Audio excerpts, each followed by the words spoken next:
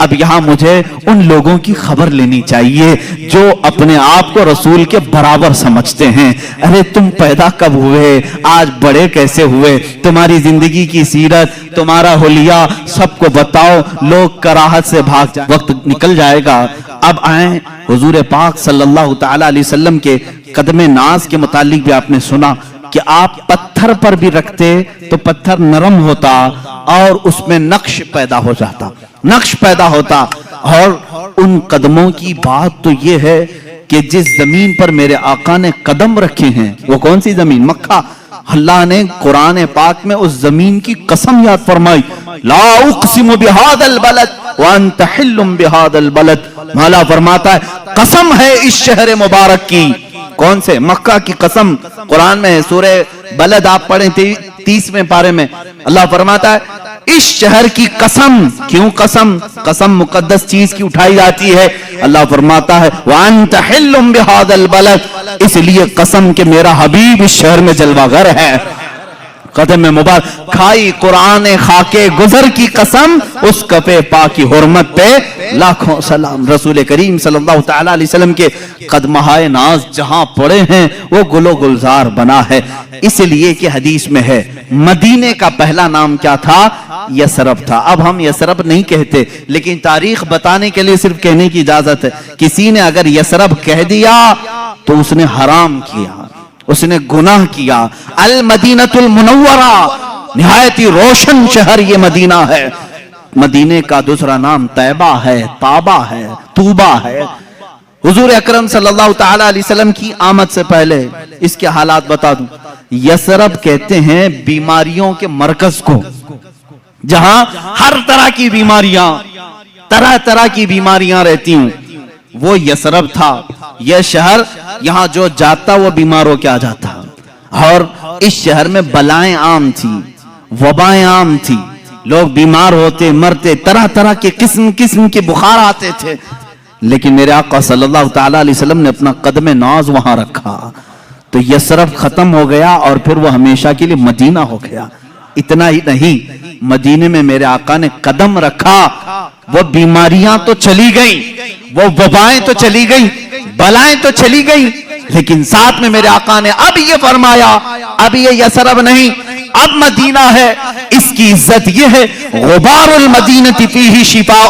میرے آقا فرماتے ہیں اس کی دھول میں بھی اللہ نے شفا رکھی ہے. اڑتی ہوئی دھول مدینے کی اللہ فرماتا، رسول پاک فرماتے ہیں اس میں شفا ہے. خاکے شفا کہاں سے لاتے ہو؟ خاکے شفا کہاں سے لاتے ہو؟ مدینے کی ہی مٹی ہے. اس مدینے کی مٹی میں شفا آئی کہاں سے؟ مٹی تو زمین کی ہے، وہ قدم ناز کی برکت ہے. میرے آقا صلی اللہ تعالی علیہ وسلم کے قدمہائے ناز جہاں رکھے جائیں. اب بریلی کے امام اعلی حضرت فاضل بریلوی رضی اللہ تعالیٰ عنہ نے اپنے اشعار میں جو تمنائیں کی ہیں وہ ہلکی پھلکی نہیں ہیں، ہلکی پھلکی نہیں ہے. مدینے میں قدم رکھا رسول پاک نے، ساری بلائیں ختم، وبائیں ختم، بیماریاں ختم. لیکن وہ زمین اب شفا کا مرکز بن گئی. جو وہاں جائے مٹی اٹھائے اپنی جلد پر لگائے صحت یاب ہو جائے. اب یہ حدیث پاک میں موجود ہے. اعلیٰ حضرت فرماتے ہیں یا رسول اللہ صلی اللہ تعالی علیہ وسلم، آپ کے یہ جو کفے پا کہتے ہیں تلووں کے نیچے والا حصہ، کف کہتے ہیں ہتھیلی کو، پا کہتے ہیں پیر کو. کفے پا پیروں کا جو تلوہ ہے اتنا مقدس ہے کہ رکھ دیں تو بیماریاں ختم، بلائیں ختم، وبائیں چلی جائیں اور پھر وہ مرکز شفا بن جائے. تو کیوں نہ میں تمنا کروں. بریلی کے امام نے یوں کہا دل کرو ٹھنڈا میرا وہ کفے پا چاند سا. چاند جیسا جو کفے پا ہے آپ کا یا رسول اللہ، دل کرو ٹھنڈا میرا وہ کفے پا چاند سا. سینے پہ رکھ دو ذرا تم پہ کروڑوں درود. تمنائیں کیسی ہیں. بریلی کے امام نے تمنا کیا کیا؟ یا رسول اللہ وہ کفے پا ذرا میرے سینے پر بھی رکھ دو تاکہ سینے کے اندر موجود ساری وبائیں ختم ہو جائیں. اور بلکہ حضور اگر کسی کے سینے پر کفے پا رکھ دیں اس کا سینہ بھی مرکز شفا بن جائے. وہ جس سے ملاقات کرے، اسی لیے یقیناً اعلیٰ حضرت کی دعا قبول ہوئی ہوگی۔ خواب میں کبھی نہ میرے آقا نے اپنا قدم پاک یا کف پا سینے پر دیا ہوگا، اس لیے کہ نہ کہنا میرے رسول کی عادت ہی نہیں۔ اعلیٰ حضرت نے اگر دعا کیا ہے، سینے مبارکہ پر قدم ناز رکھا ہوگا، تو اب جیسے مدینے سے بلائیں ختم ہوئی، وبائیں ختم ہوئی، مدینہ مرکز شفا ہو گیا، یہاں بریلی کے امام کا سینہ عشق و محبت کا امام بن گیا۔ جو سینے سے لگا اس کے اندر بھی عشق آ گیا، جو ان کی باتیں کیا اس کے اندر بھی محبت و عشق بھر گئی۔ یہ ہے قدم ناز کی برکت۔ اسی لیے بزرگوں نے کہا اعلیٰ حضرت جو ہے معجزۃ من معجزات رسول اللہ ہے، رسول اللہ کے معجزات میں سے ایک معجزے کا نام ہے۔ عزیزان گرامی، حضور اکرم صلی اللہ تعالی علیہ وسلم کے میں نے آنکھیں مبارکہ، دست مبارکہ، چہرے مبارکہ، کان مبارک، آپ کے قدم مبارک کا ذکر کیا۔ ایک عظیم چیز ہے جس کے صحابہ بھی مشتاق تھے، ایک عظیم چیز ہے، وہ ہے میرے آقا صلی اللہ علیہ وسلم کا پسینہ مبارک کا۔ اللہ اللہ واللہ جو مل جائے میرے گل کا پسینہ، یہ امام عشق و محبت۔ کہاں کہاں میں ان کو چھوڑوں، اپنی تقریر آگے بڑھتی نہیں، بریلی کو چھوڑے بغیر جہاں جہاں جائیں سہارا لینا ہی ہے۔ اعلیٰ حضرت فاضل بریلوی کو کسی نے ایک گلاب تحفے میں پیش کیا تھا، یہ لیجئے گلاب بہت اچھا ہے، آپ بھی گلاب تحفے میں لیتے دیتے ہوں گے، مگر عاشق رسول کا جذبہ کیا ہوتا ہے؟ گلاب کو دیکھا اور کہا صبح کھلتا ہے شام میں مرجھا جاتا ہے، میں تو اس گلاب سے محبت کرتا ہوں جو کھلا ہے تو کبھی مرجھاتا نہیں۔ اور پھر ان کی شان میں پھول پر ہی ایک نعت لکھ دی، سر تاب قدم ہے تنے سلطان زمن پھول، لب پھول، دہن پھول، زخن پھول، بدن پھول، واللہ جو مل جائے میرے گل کا پسینہ، مانگے نہ کبھی عطر نہ پھر چاہے دلہن پھول۔ کیا بات رضا اس چمنستان کرم کی، زہرا ہے کلی جس میں حسین اور حسن پھول۔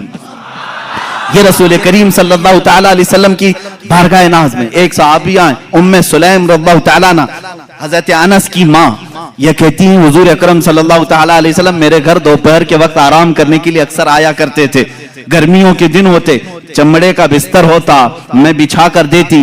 اللہ کے نبی صلی اللہ تعالیٰ علیہ وسلم کی ایک اور خوبصورتی یہ نہیں بتایا تھا میں، صحابہ کہتے حضور پر جب پسینہ آتا تو ایسا لگتا کہ چہرے پر تارے چمک رہے ہوں، سب میں روشنی ہوتی، چہرے ناز پر جب بھی پسینے کے قطرات ہوتے تاروں سے زیادہ اس میں چمک پھوٹتی تھی، اور صحابہ انتظار کرتے کہ یہ قطرہ اب گرے تب گرے، کس کے ہاتھ میں آئے کس کے دامن میں جائے، وہ انتظار کرتے۔ حضرت ام سلیم کہتی ہیں مجھے موقع مل جاتا دوپہر کے وقت جب حضور آرام کرتے، اگر گرمی کی وجہ سے پیشانی سے پسینے کے قطرات ٹپکتے، میں اس کو ایک شیشی میں جمع کر لیتی تھی، سب کو جمع کرتی، صحابہ جمع کرتے ہیں پسینے مبارکہ کو۔ حضور ایک دن بیدار ہو گئے، ام سلیم کو دیکھا، کہا یہ کیا کر رہی ہو، کیوں جمع کر رہی ہو؟ ام سلیم کہتی ہیں مدینے میں جب بھی کسی کی شادی ہو ہم دلہنوں کو یہ لگاتے ہیں، دلہنوں کو یہ لگاتے ہیں۔ اللہ اللہ، اب احادیث کی روشنی میں آپ کو بتاؤں جن دلہنوں کو یہ خوشبو لگائی گئی تھی، اللہ اکبر، تاریخ بتاتی ہے ان کی 7 پشتوں تک اولاد میں خوشبو آتی تھی، ان کی اولاد میں خوشبو آتی تھی۔ جس نے پسینے مبارکہ کو اپنے جسم پر ملا، وہ جہاں کھڑا ہوتا تھا وہ خوشبو سب کو سنگائی، یعنی سمجھ میں بھی آتی تھی، احساس میں آتی تھی۔ عزیزان گرامی وقار، پسینے مبارکہ کا یہ حال ہے کہ صحابہ کہتے ہیں ہم ایک ایک قطرے کے لیے ترستے تھے، اور اتنا ہی نہیں، حضور اکرم صلی اللہ تعالی علیہ وسلم اگر وضو کر کے کلی فرماتے، صحابہ وہ کلی بھی نیچے گرنے نہیں دیتے۔ حالانکہ میں اور آپ وضو کریں ہمارے جسم سے نکلا ہوا پانی نجس ہو جائے گا، لیکن رسول پاک، یہ عروہ بن مسعود ثقفی ایک قاصد بن کر کے ایران کے بادشاہ کا یہ آیا، اور ایرانی بادشاہوں نے کہا تھا کہ جاؤ دیکھ کر کے آؤ محمد نے کیسی فوج جمع کی۔ وہ آ کر کے اس وقت دیکھ رہا تھا جب صحابہ اکرام مغرب کی نماز کے لیے دوڑے دوڑے جا رہے تھے، اذان ہو رہی تھی، حضور وضو کر رہے تھے، سب ارد گرد جمع ہیں۔ وہ بھیڑ کو ہٹاتے ہوئے قریب آیا، کون؟ قاصد، ایران کے بادشاہ کا قاصد، کہ ہو کیا رہا ہے میں دیکھوں۔ صحابہ کی بہت ساری طاقت قوت مال سب دیکھ لیا، یہاں بھیڑ کس بات کی ہے؟ دیکھا کہ حضور وضو کر رہے ہیں، वजू कर रहे हैं और वो अपना पानी कुल्ली का मुंह में लेते हैं और कुल्ली करते हैं, सहाबा अपने दामन फैला लेते हैं, कोई अपना चुल्लू पकड़ लेते हैं और जैसे ही वो पानी मिल जाए फौरन अपने चेहरे पर लगा लेते हैं, कोई अपने पेट पर लगा लेते हैं। वो उर्वा बिन मसूद सख्फी कहता है कि मैंने ये बहुत देर तक मंजर देखा, एक कतरा भी वजू का उनके गसाले का जमीन पर गिरने नहीं दिया। सहाबा ने वापस पलट करके ईरान के बादशाह से कहा, उर्वा बिन मसूद सख्फी ने, है बादशाह आजम, उस मोहम्मद से और उसके दीवानों से लड़ने का इरादा छोड़ दो। कहा बहुत बड़ी फौज है, बहुत सामान जमा किया। कहा नहीं, बहुत बड़ी फौज नहीं, बहुत सामान नहीं, लेकिन ऐसे दीवाने जमा किए हैं कि मैंने कैसर और किसरा के यहां भी अदब और एहतराम नहीं देखा। कहा क्या है? कहा अरे वो दीवाने उसके कुल्ली के एक कतरे को जमीन पर गिरने नहीं देते, वो कब उनके खून के कतरे को जमीन पर आने देंगे? वो अपना सब कुछ लुटा देंगे लेकिन उनके खून का एक कतरा भी जमीन पर गिरने नहीं देंगे। ताकत और कुव्वत के बादशाह भी लरस जाते थे इश्क़ सहाबा को देख करके।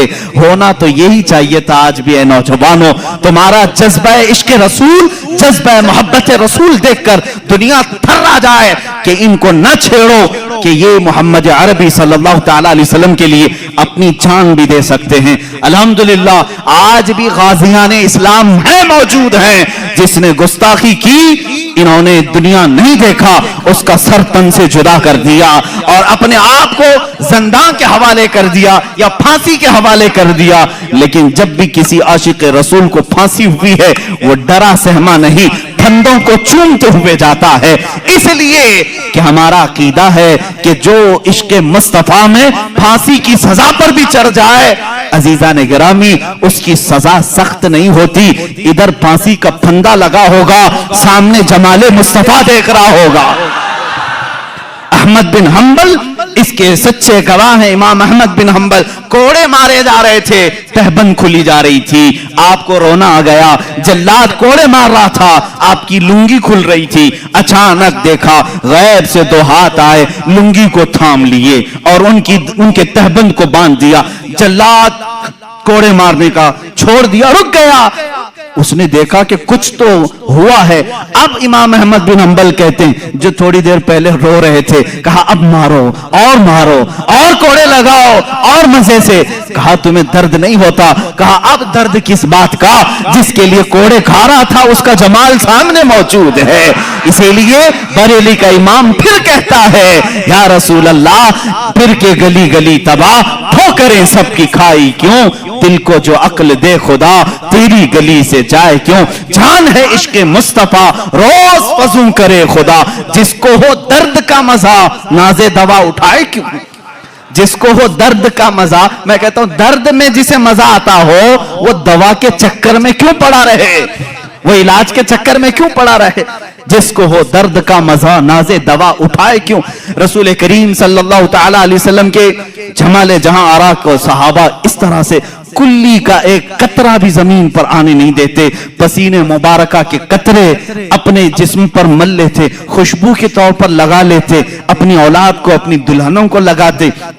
आपके रसूल करीम सल्लल्लाहु तआला अलैहि वसल्लम के जिस्म नाज की एक खुसूसियत ये भी थी, सहाबा फरमाते हैं, रात में चाहे चांद तुलू हो, चांद की रोशनी हो, दिन में चाहे सूरज की रोशनी हो, लेकिन पूरी जिंदगी पाक में कभी किसी ने हुजूर पाक का साया जमीन पर पड़ते हुए नहीं देखा। साया हो भी तो कैसे, नूर का कोई साया नहीं होता, नूर का साया ना हो। ये और बात है कि हम तावील करें, लेकिन हकीकत बात ये भी है, एक आशिक रसूल ने ये कहा, हुजूर का साया क्यों नहीं, वो भी तो इंसान थे, सारे इंसानों के साए थे। अल्लाह अल्लाह, रब तबारक व तआला अपने हबीब से ये मोहब्बत का अंदाज देखें। इसलिए साया नहीं बनाया कि कभी उस साए पर किसी दूसरे का कदम ना पड़ सके, किसी दूसरे का कदम उस साए पर ना आ सके। मेरे आपके किसी के साए पर हो सकता है लोगों के कदम पड़ जाएं, मौला को ये भी गवारा नहीं कि साए मुस्तफा पर भी किसी का कदम पड़े, इसलिए मेरे मुस्तफा का साया नहीं। आपकी खुसूसियात में ये भी है, कभी पूरी जिंदगी पाक में आपके जिस्म पाक पर मक्खी नहीं बैठी, कभी मच्छर नहीं आया, कभी आपके सर में जू नहीं आई। वो भी कैसे, मैल कचेल से ये सब आते हैं, और नूर में ना मैल होता है ना कचेल होता है। जू कहां से आएगी? جو اپنی غذا کھانے کے لیے کچرا کھانے کے لیے آتی ہے، کچرا جہاں اس کا تصور بھی نہ ہو وہاں یہ چیزیں نہیں. کبھی آپ کو حضور اکرم صلی اللہ تعالی علیہ وسلم کو آپ کے جسم پاک پر مچھر کے بیٹھتے ہوئے نہیں دیکھا اور مکھی کو بیٹھتے ہوئے نہیں دیکھا، کسی نے نہیں. اور کبھی آپ کے قریب نہ مچھر آتا نہ مکھی آتی. اب یہ تمام خصوصیات میرے آقا صلی اللہ تعالی علیہ وسلم کی، ذرا یہ بھی دیکھ لیں آپ کے لعاب پاک کا اثر کیا تھا.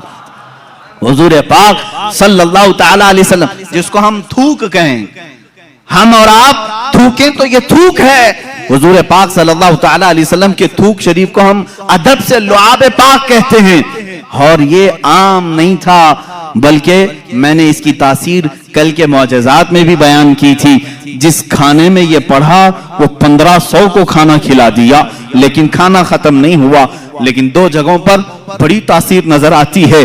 جب ہجرت کی رات تھی، صدیق اکبر غار میں تھے اور سانپ آ کر کے آپ کے پیر پر ڈس لیا تھا. وہ جو دیدار کے اشتیاق میں سانپ چلا تو گیا لیکن زہر اتنا چڑھ گیا تھا کہ ران تک پیلا پنا گیا تھا. صدیق اکبر نے اپنا پیر حضور کو دکھایا، کہا سانپ ڈس چکا ہے. اللہ کے نبی صلی اللہ علیہ وسلم نے اپنا لعاب پاک نکالا، وہاں پر لگایا. کہتے ہیں حضرت ابو بکر پورا زہر اتر گیا، مجھے یہ پتہ ہی نہیں تھا کہ اس پیر میں سانپ کاٹا تھا کہ اس پیر میں کاٹا تھا. وہ اس طرح سے شفا یابی ملی. ایک صاحب دوسرے صحابی کی بات بعد میں، لیکن خیبر کے موقع پر جو قلعہ خیبر فتح نہیں ہو رہا تھا، حضور پاک صلی اللہ علیہ وسلم نے رات کے وقت اعلان کیا، کل میں یہ جھنڈا ایسے شخص کو دوں گا جس کو اللہ بھی پسند کرتا ہے، اس کا رسول بھی پسند کرتا. اور اسی کے ہاتھ اللہ نے فتح رکھی. صبح سارے صحابہ انتظار میں تھے کہ جھنڈا کس کو ملے. پورے مجمع میں سناٹا تھا. میرے آقا صلی اللہ علیہ وسلم نے حیدر کرار علی مرتضیٰ کو بلایا. کہاں ہے علی؟ لیکن علی مجمع میں نہیں تھے، بیمار تھے. آنکھیں آئی ہوئی تھیں، لال ہو گئی تھی. آشوب چشم جس کو کہتے ہیں، آنکھیں بہنا، پانی آنا اور لال ہو جانا، یہ بیماری. حضرت علی کرم اللہ وجہ الکریم بخار زدہ تھے، آشوب چشم میں تھے. حضور سے کہا گیا تو حضور نے فرمایا بلاؤ ان کو. وہ آئے بیماری کے عالم میں ہی. اللہ کے نبی صلی اللہ تعالی علیہ وسلم نے اپنا لعاب پاک ان کی آنکھوں میں لگایا. اور پھر حضرت علی فرماتے ہیں نہ میرے جسم میں بخار تھا نہ آنکھوں میں سرخی تھی. اور اسی حالت میں حضرت علی کرم اللہ وجہ الکریم علم اپنے ہاتھ میں لیے اور دنیا نے پھر تاریخ نے یہ دیکھا ہے وہ فاتح خیبر شکن جو حیدر کرار ہیں. یہودیوں کا قلعہ انہی کے ہاتھوں سے ٹوٹا اور ہمیشہ کے لیے طاغوتی قوت کو انہوں نے دھول چٹا کر کے رکھا. ایک بیمار علی کو لعاب مصطفیٰ طاقت بخش رہا ہے. صدیق اکبر کو سانپ کا زہر ہے، وہاں لعاب پاک شفا بخش رہا ہے. ایک صحابی حضرت ابو دجانہ ابو قتادہ رضی اللہ تعالیٰ، ان کی آنکھ کی پتلی باہر آ گئی تھی، تیر اندر چلا گیا تھا. وہ آنکھ کی پتلی لے کر کے حضور کے پاس آئے. حضور نے وہ آنکھ کا ڈھیلا اندر کیا، وہاں بھی لعاب پاک لگایا. ایک دوا ہے کتنی بیماریاں ہیں، ایک دوا ہے، ایک دوا ہے. اس شفا خانے میں ہر مریض آئے لعاب پاک لگائے اور ہر بیماری میں یہ اثر بھی دکھائے. حضور پاک صلی اللہ تعالی علیہ وسلم نے لعاب پاک لگایا. حضرت ابو قتادہ کہتے ہیں پوری زندگی بھر کبھی مجھے آنکھوں میں ہلکی سی بھی روشنی میں کمی نہیں آئی. میں بڑھاپے میں بھی ویسے ہی دیکھتا تھا جیسے جوانی میں دیکھتا تھا. لعاب پاک کی یہ تاثیر ہے. اے عزیزو کیا کیا بیان کروں، حیران ہوں میرے شاہ میں کیا کیا کہوں تجھے. لیکن رضا نے ختم سخن اس پہ کر دیا، خالق کا بندہ خلق کا آقا کہوں تجھے. اب یہاں مجھے ان لوگوں کی خبر لینی چاہیے جو اپنے آپ کو رسول کے برابر سمجھتے ہیں. ارے تم پیدا کب ہوئے، آج بڑے کیسے ہوئے، تمہاری زندگی کی سیرت، تمہارا حلیہ سب کو بتاؤ. لوگ کراہت سے بھاگ جائیں گے. تم اگر کسی کو پسینہ سنگھاؤ بیوی چھوڑ کر بھاگ جائے، اور تم اپنا لعاب تھوک کہیں ڈالو تو کھانا بے برکت ہو جائے، بلکہ میں کہوں جو کھا لے اس کو زہر چڑھ جائے. اور تم کہتے ہو رسول پاک امتی کے برابر ہو سکتے ہیں. نادانو، حضور سے برابری کرنے کی بات کرتے ہو تو ذرا اپنے جسم کو دکھاؤ. کیا تمہارے جسموں پر مکھی اور مچھر نہیں بیٹھتے؟ مچھر دانی لگاتے ہو پھر بھی گھس کر آتے ہیں اور کاٹتے بھی ہیں. اور تم جسم ناز رسول کی برابری کی بات کرتے ہو. رسول کریم صلی اللہ تعالی علیہ وسلم کے ہر عضو کو کمال تک اللہ نے پہنچایا ہے.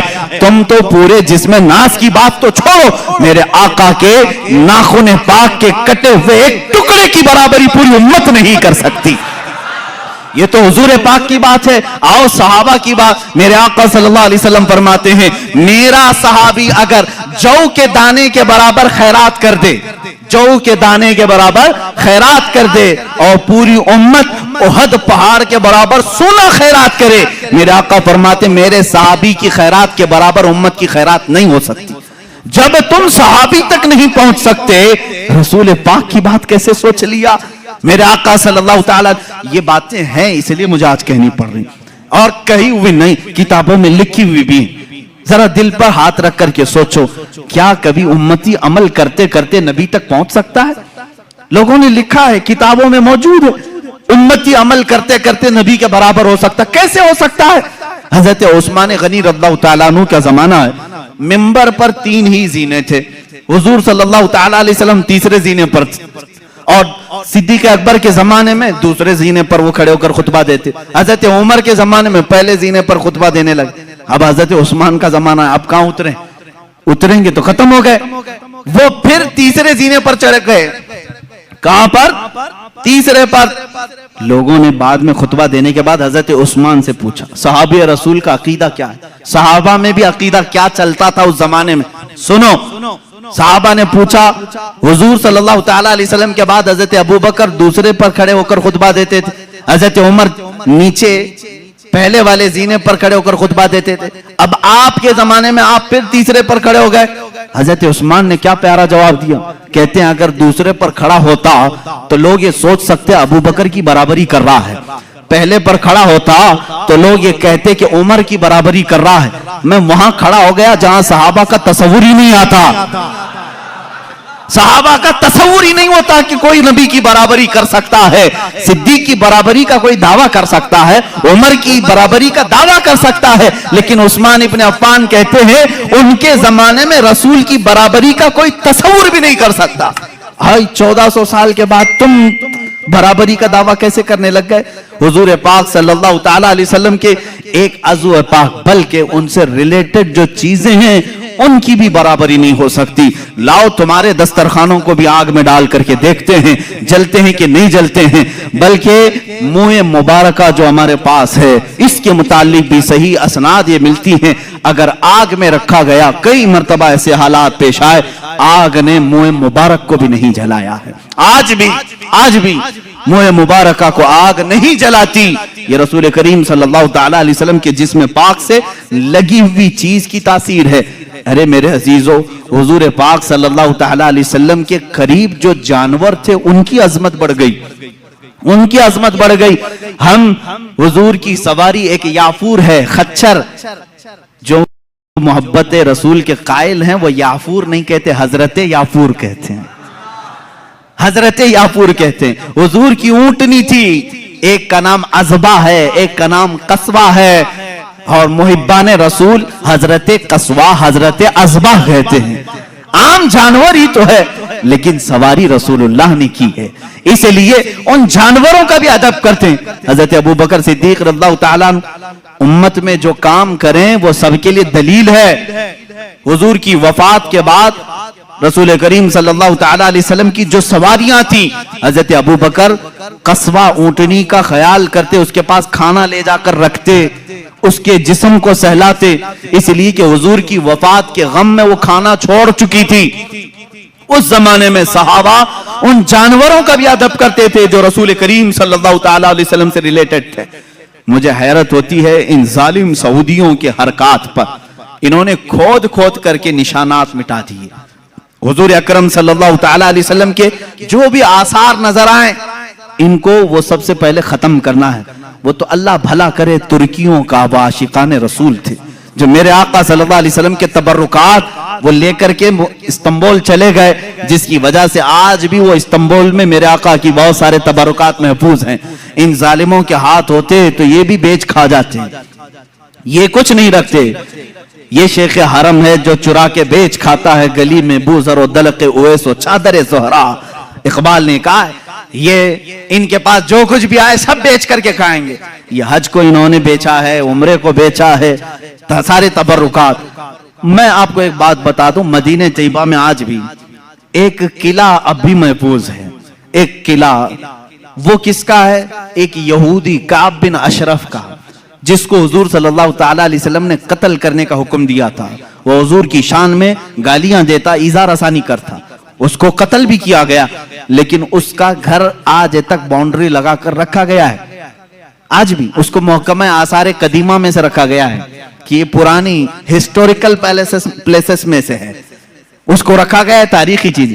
اور میرے آقا صلی اللہ تعالی علیہ وسلم سے متعلق کوئی چیز ہو تو اس کو تم شرک اور کفر اور حرام بدعت کے فتوے لگا کر ختم کرتے ہو. مجھے یہ بتاؤ تمہارا لنک رسول پاک سے ہے یا پھر اسرائیل کی یہود و نصارہ سے ہے؟ تم ان کی چیزوں کی حفاظت کر رہے ہو اور میرے آقا کی چیزوں کو ختم کرنا چاہتے ہو. اللہ کے نبی صلی اللہ تعالی علیہ وسلم کے محبت کرنے والے انشاءاللہ صبح قیامت تک رہیں گے. گھبرانا نہیں میرے عزیزو.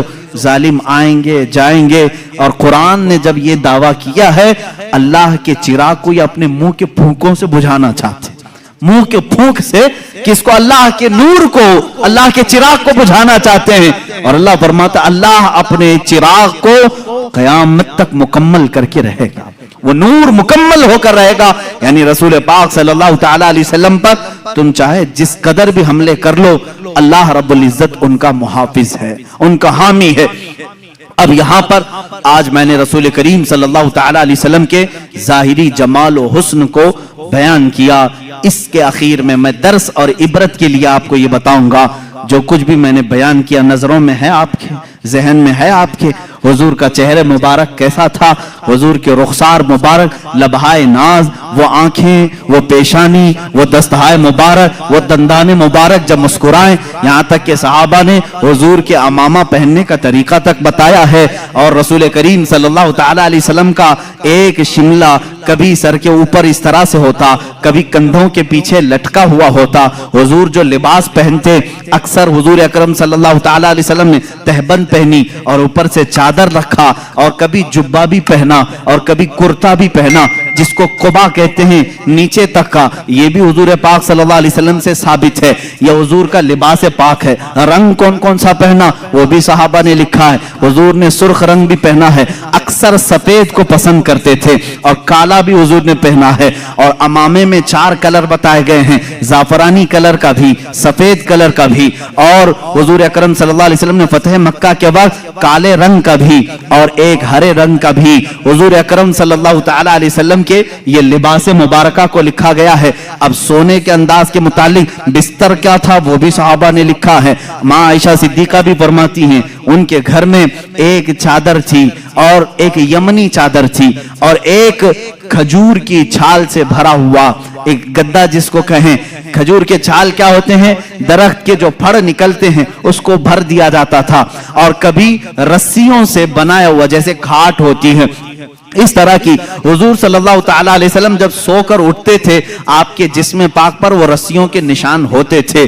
تکیہ آپ اپنے ہاتھ کا ہی اکثر استعمال فرماتے. اور رسول کریم صلی اللہ تعالی علیہ وسلم کے استعمال کرنے والی چیزوں میں کیا کیا تھی آج میں پوری چیزیں عرض کر دوں. اللہ کے حبیب صلی اللہ تعالی علیہ وسلم سرما لگاتے اور پسند بھی فرماتے، اور ارشاد فرماتے اسمد سرما لگایا کرو، تمہاری آنکھوں میں وہ نور کو بڑھاتا ہے اور تمہاری پلکیں اگاتا ہے. اسمد ایک سرمے کا نام ہے. حضور اکرم صلی اللہ تعالی علیہ وسلم تیل استعمال فرماتے. تیل اپنے سر پر بھی، اپنی داڑھی مبارک، اپنی مونچھ پر، اپنی بھووں کو حضور اکرم صلی اللہ تعالی علیہ وسلم سونے سے پہلے استعمال فرماتے. یہ حضور کے آداب ہیں، حضور کی سنتیں ہیں. اب کھانے میں کیا پسند فرماتے؟ اللہ کے نبی صلی اللہ تعالی علیہ وسلم اکثر جو کی روٹی کھاتے تھے، اور وہ موٹی قسم کی ہوتی، بغیر چھنے ہوئے آٹے کی ہوتی تھی. حضرت عائشہ صدیقہ رضی اللہ تعالیٰ عنہ فرماتی ہیں حضور صلی اللہ تعالی علیہ وسلم کو ایک غذا پسند تھی جس کو سرید کہتے ہیں. سرید کیا ہے؟ گوشت کا سالن روٹی کے اوپر ڈال دیا جاتا تھا اور روٹی کو چور کر کے جیسے کھچڑی بنتی ہے، یہ سرید میرے آقا کو بہت پسند تھی. اور حضور صلی اللہ تعالی علیہ وسلم سبزیوں میں لوکی شریف بہت پسند کرتے تھے. یعنی جو لمبا کدو ہوتا ہے، گول والا نہیں، لمبا والا کدو، یہ حضور اکرم صلی اللہ تعالی علیہ وسلم کو بہت پسند تھا. یہاں تک کہ حضرت ام سلمہ فرماتی ہیں جب سالن کے کھٹورے میں کدو کے ٹکڑے ہوتے، حضور ایک ایک ٹکڑا چن چن کر کے اپنے برتن میں لیتے تھے. लौकी शरीफ मेरे आका सल्लल्लाहु ताला अलैहि वसल्लम को पसंद थी, लेकिन हजरत आयशा ये भी फरमाती हैं जिंदगी भर मैंने हुजूर सल्लल्लाहु अलैहि वसल्लम के दस्तरखान पर कभी 2 सालन जमा होते हुए नहीं देखा, कभी 2 सालन नहीं आए। अक्सर तो ऐसा होता कि खजूरों पर हुजूर अकरम सल्लल्लाहु ताला अलैहि वसल्लम गुजारा करते। एक हय्यिस नाम की ग़िज़ा है, और भी ग़िज़ाएं हैं, मैं तफसील में नहीं जा रहा हूँ। हय्यिस नाम की ग़िज़ा, घी और शहद, घी और खजूर को मिला करके गर्म किया जाए, गुठलियां निकाल करके, ये भी हुजूर अकरम सल्लल्लाहु अलैहि वसल्लम की पसंदीदा ग़िज़ा थी। हुजूर इसको पसंद फरमाया करते थे। खाने की ये चीजें हैं, पहनने की ये चीजें हैं, आराम करने के अंदाज ये हैं।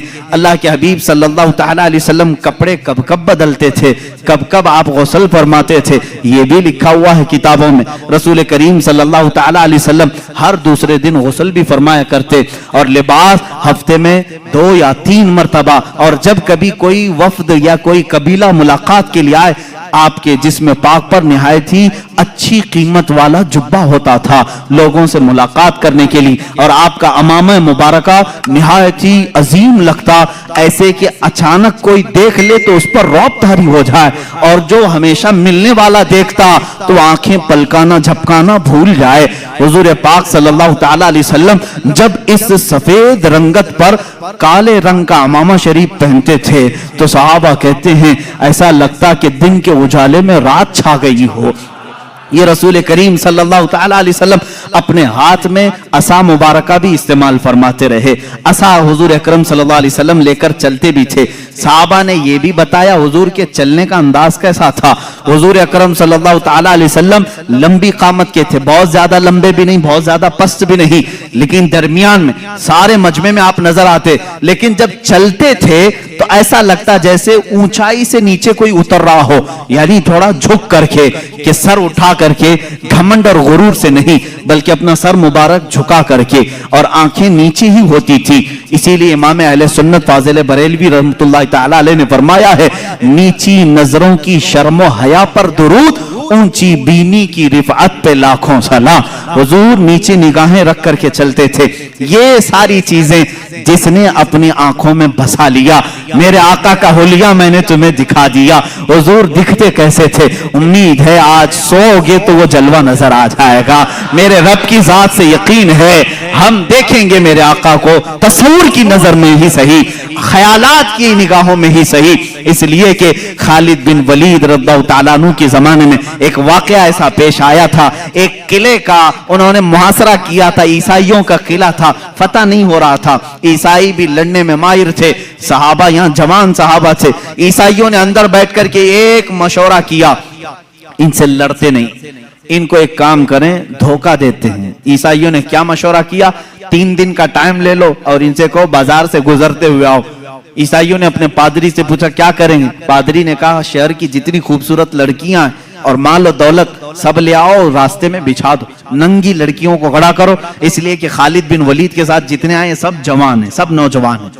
तवज्जो चाहता हूं जवानों, जिनकी नजरें इतनी हल्की हैं कि हर हसीना की तरफ निकल जाएं, उठ जाएं। ये मोमिन की शान नहीं, हर चमकती हुई चीज को देख ले, हर रंगत वाली को देख ले, ये मोमिन की शान नहीं।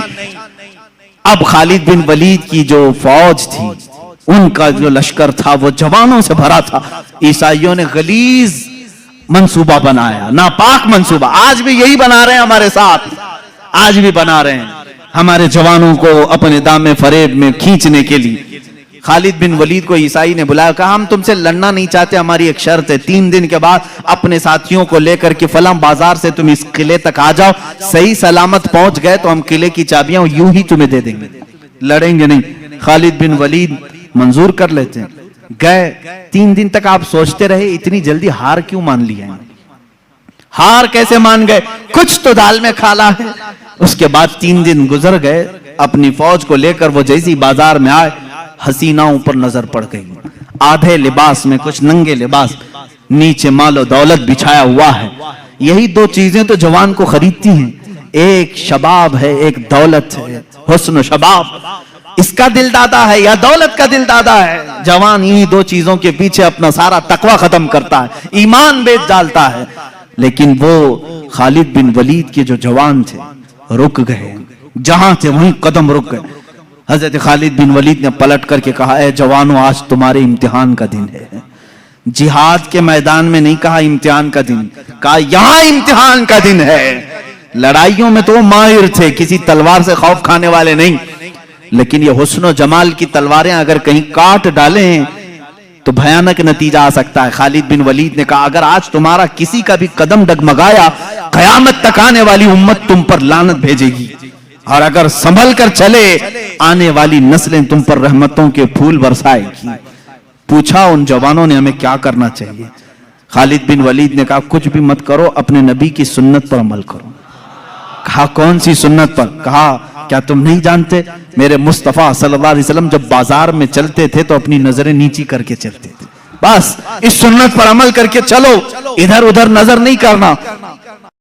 بازار میں گزرنے کی یہ سنت ہے جوانوں, ہر ایک کو تاکنا تاڑنا یہ مومن کی شان نہیں.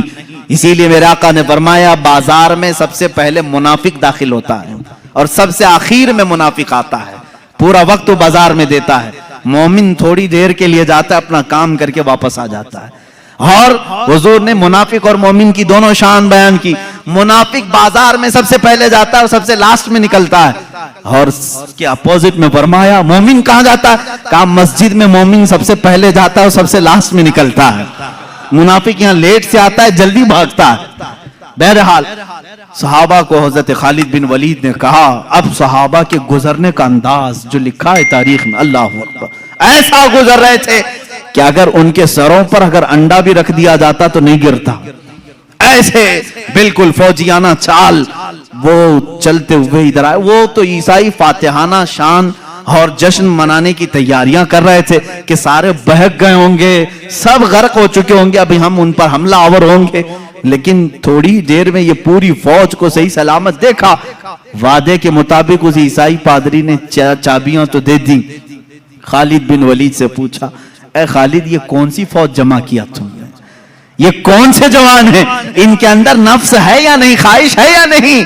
حضرت خالد بن ولید نے مسکرا کر ایک تاریخی جواب دیا تھا. کہا اے نادان تو نے ان آنکھوں کو خریدنے کی کوشش کی جن آنکھوں میں جمال مصطفیٰ بسا ہوا ہے. پہلے سے حسن مصطفیٰ جن کی آنکھوں میں ہو دنیا کا حسن انہیں دھوکہ نہیں دیتا. اے جوانوں آج میں نے میرے آقا کا حسن اسی لیے بیان کیا, آنکھ بند ہو تو میرے نبی کی صورت تصور میں لے آؤ, صبح ہو تو میرے آقا کا تصور لے آؤ, بلکہ اپنی نمازوں میں بھی رسول پاک کا تصور لے آؤ, اور پھر سلام بھیجو میرے آقا.